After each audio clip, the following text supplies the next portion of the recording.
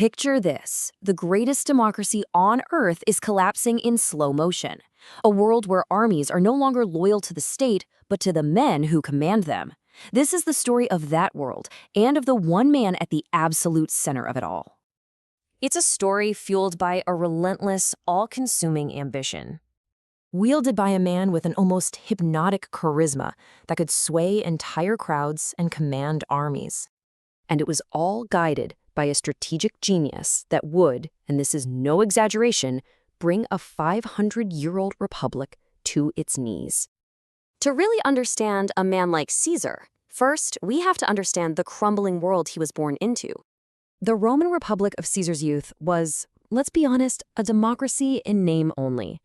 It was a system designed for a small city-state, now struggling to govern a massive territory. Power was totally concentrated in the hands of a few wealthy families, and for decades it had been a brutal arena.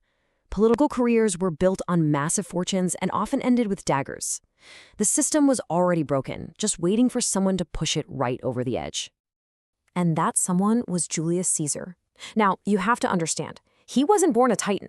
In fact, he was the ultimate underdog.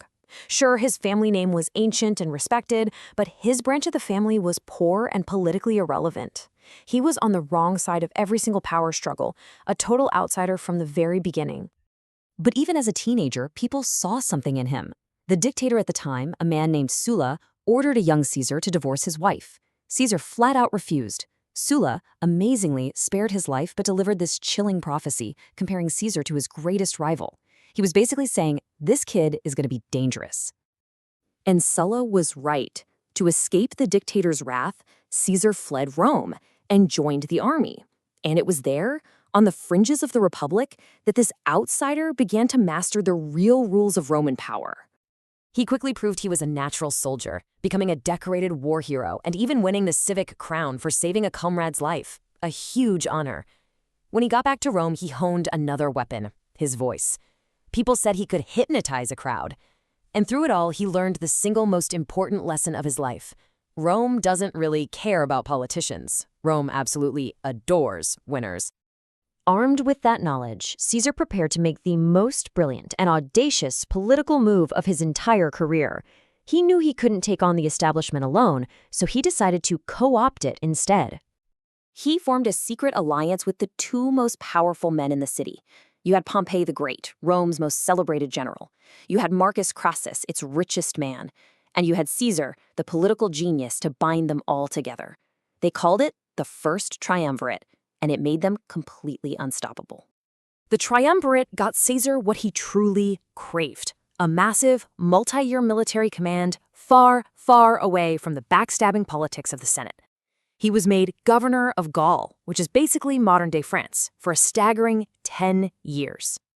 This slide really shows the transformation. For 10 years, Caesar waged war, conquered nations, and sent back these thrilling accounts of his victories. His fame just skyrocketed. He became fabulously wealthy, but most importantly, and this is the key, he forged an army of veteran legionaries.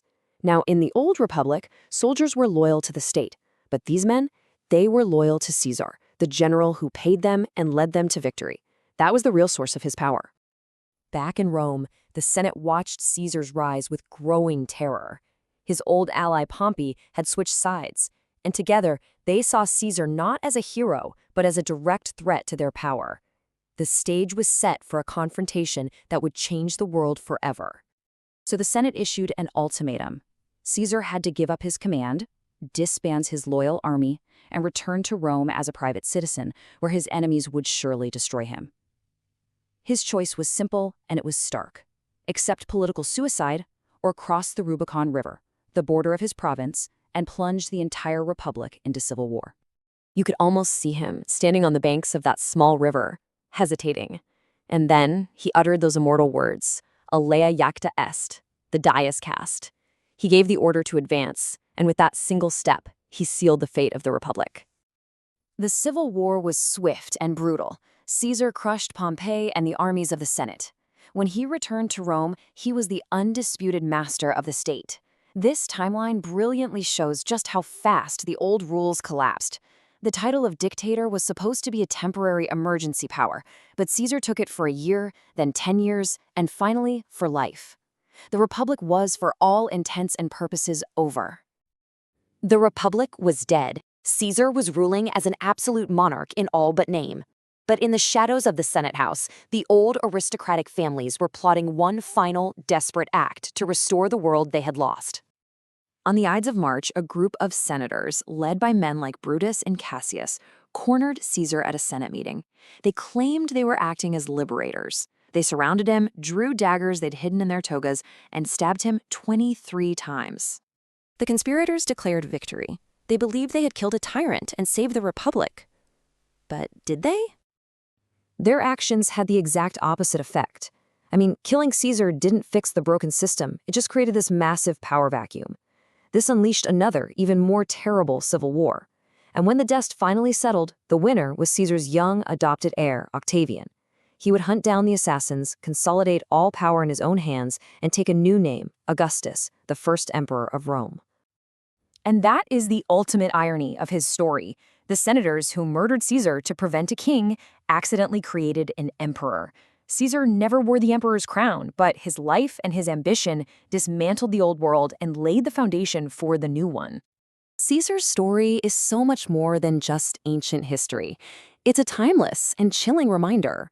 It shows that great republics, great democracies, they rarely die in a single fiery explosion. They tend to erode, slowly, crumbling away one law, one norm, one ambition at a time, until one day, people wake up and realize they are no longer free.